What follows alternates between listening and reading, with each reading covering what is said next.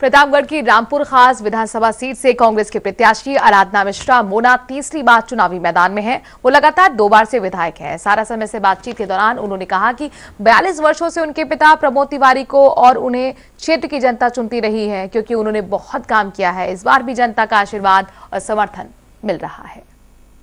मेरे साथ रामपुर खास प्रतापगढ़ से कांग्रेस प्रत्याशी आराधना मिश्रा मोना जी हैं, जिनके पिता प्रमोद तिवारी जी यहाँ 9 बार विधायक रहे और लगातार 2 बार से विधायक मोना जी हैं।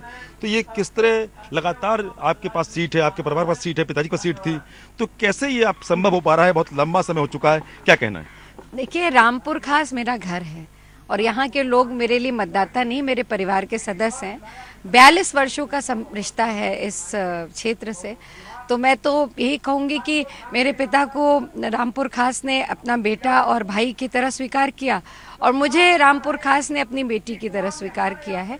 तो मैं तो जनता का आभार व्यक्त करना चाहती हूँ कि उन्होंने लगातार 11 बार मुझे और मेरे पिता को आशीर्वाद दिया और यही प्रार्थना करती हूँ कि हमेशा रामपुर खास की जनता की सेवा करने का मौका मिलता रहे, रामपुर खास का विकास होता रहे।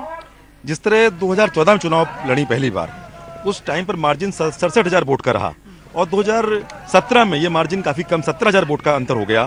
तो ऐसे में क्या लगता है कि बीजेपी कहीं ना कहीं मार्जिन कम करने में सफल हुई? तो क्या वजह थी जो मार्जिन कम हो रहा है और इस बार क्या स्थिति दिखती? देखिए, उत्तर प्रदेश के चुनाव में अगर आप देखें तो लगातार बहुत तेजी से मतों का ध्रुवीकरण होता है। बहुत सारे आधार होते हैं, जात, बिरादरी, धर्म के नाम पर। भारतीय जनता पार्टी तो एक्सपर्ट है इसमें, तो कहीं ना कहीं वो मतदाताओं को भ्रमित करने का प्रयास करती है। पर मैं ये मानती हूँ कि पिछला चुनाव में मेरे मार्जिन ज़रूर कम हुआ, पर अगर आप मेरा मत देखें तो जो मत मुझे 2014 में मिला था वही मत, और मैं तो कहूँगी वही आशीर्वाद रामपुर खास की जनता का, वही विश्वास मुझे 2017 में भी मिला। पर क्योंकि ट्रायंगुलर फाइट नहीं थी, बाइपोलर इलेक्शन था, इसलिए मार्जिन ज़रूर घटा। पर मुझे लगता है कि इन सब बातों पर मैं बहुत ध्यान नहीं देती। रामपुर खास में ना कोई जात है, ना बिरादरी, ना धर्म की लड़ाई नहीं होती है। रामपुर खास में केवल 2 मुद्दे हैं, रामपुर खास के विकास और रामपुर खास के गरीब आदमी की सुरक्षा। कांग्रेस नेता प्रियंका गांधी लगातार जिस तरह इस बार काफी एक्टिव रही, काफी उन्होंने काम भी किया और खास तौर पर महिलाओं को बढ़ाने के लिए काफी सीट भी उन्होंने दी कि महिलाओं की बढ़ोतरी हो, महिला आगे बढ़े। तो इसके लिए क्या लगता है, महिलाओं का कुछ रुझान कांग्रेस की तरफ है? देखिए, पहली बार मैं कहती हूँ कि आज़ाद भारत के इतिहास में ये निर्णय लिया गया कि 40% महिलाओं को संसद और विधायक के चुनाव में विधानसभा पहुंचाने का निर्णय लिया। और निर्णय नहीं लिया, ये प्रियंका गांधी जी की और कांग्रेस पार्टी की प्रतिज्ञा थी जो उन्होंने चुनाव के पहले पूरी की। और आज हमारी 40% महिलाएं हमारी प्रत्याशी और सभी बड़ी मजबूती से चुनाव लड़ेंगी। तो और कांग्रेस की अगर आप बात करें तो महिलाओं को सशक्त करना कांग्रेस की पूरा विचारधारा रही। चाहे वो देश की पहली प्रधानमंत्री इंदिरा जी हों, चाहे देश की पहली राष्ट्रपति प्रतिभा पाटिल हों, चाहे देश की पहली महिला स्पीकर हों मीरा कुमार जी, डिप्टी स्पीकर निजमा अब्दुल्ला जी, और उत्तर प्रदेश की पहली महिला मुख्यमंत्री अगर किसी ने दी, सुचेता कृपलानी के नाम से, तो वो कांग्रेस पार्टी ने दी। तो हमारी तो महिला सशक्तिकरण की मुहिम है और विचारधारा भी है। और 33% आरक्षण अगर पंचायत में किसी ने दिया तो राजीव गांधी जी ने अपने प्रधानमंत्री काल में दिया।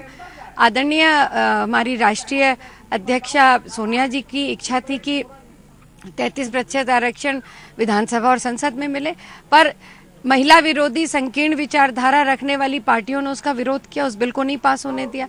तो आज प्रियंका जी ने, हम सब लोगों ने मिलकर ये निर्णय लिया कि कम से कम कांग्रेस पार्टी में हम 40% महिलाओं को भागीदारी देंगे, ताकि उत्तर प्रदेश में जिस तरह से महिलाओं पे अपराध बढ़ते जा रहे हैं, महिलाओं को आत्मनिर्भर बनाना, ये तभी हो सकता है जब वो लॉ मेकर बनेंगे। इस मकसद के साथ, इस मुद्दे के साथ हमने 40% भागीदारी दी है। और आप देखिएगा कि मैं तो अपने क्षेत्र में देख रही हूँ, जहाँ जा रही हूँ वहाँ देख रही हूँ कि महिलाओं का, बेटियों का एक समर्थन कांग्रेस के साथ बड़ी मजबूती से है, लोकप्रियता बढ़ी है और हमें इसका लाभ मतदान में भी मिलेगा। जिस तरह में हम देख रहे हैं रामपुर खास में काफी चौड़ी सड़कें दिख रही हैं, काफी विकास दिख रहा है, तो ऐसे में क्या काम बचा है जिसे आपको करना है और क्या मुद्दे हैं इस बार आपके?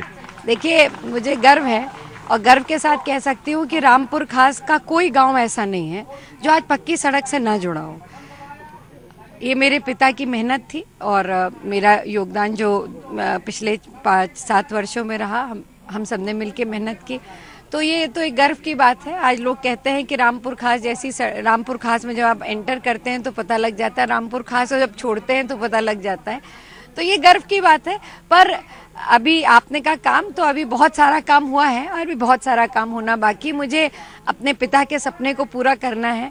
वो चाहते हैं कि रामपुर खास एक मॉडल कॉन्स्टिट्यूंसी हो, एक आदर्श कॉन्स्टिट्यूंसी हो, उसको बनाना मेरा सपना है। इस बार देख रहे हैं राजा भैया उर्फ रघुराज प्रताप सिंह ने कोई प्रत्याशी नहीं खड़ा किया आपके खिलाफ यहाँ पर जनसत्ता लोकतांत्रिक, और आप कांग्रेस ने भी उनके खिलाफ प्रत्याशी नहीं खड़ा किया, तो क्या लगता है क्या कारण है इसकी? नहीं, ये आप अपनी जानकारी ठीक कर लीजिए। कांग्रेस ने वहाँ पे, कांग्रेस का प्रत्याशी है वहाँ पे, योगेश यादव जी हमारे प्रत्याशी हैं वहाँ पे। और जहाँ तक उनकी बात है, उन्होंने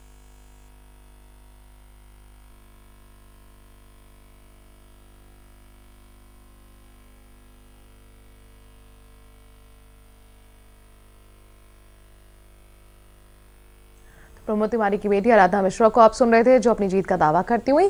वक्त छोटे से ब्रेक का है। देश और दुनिया की बाकी खबरें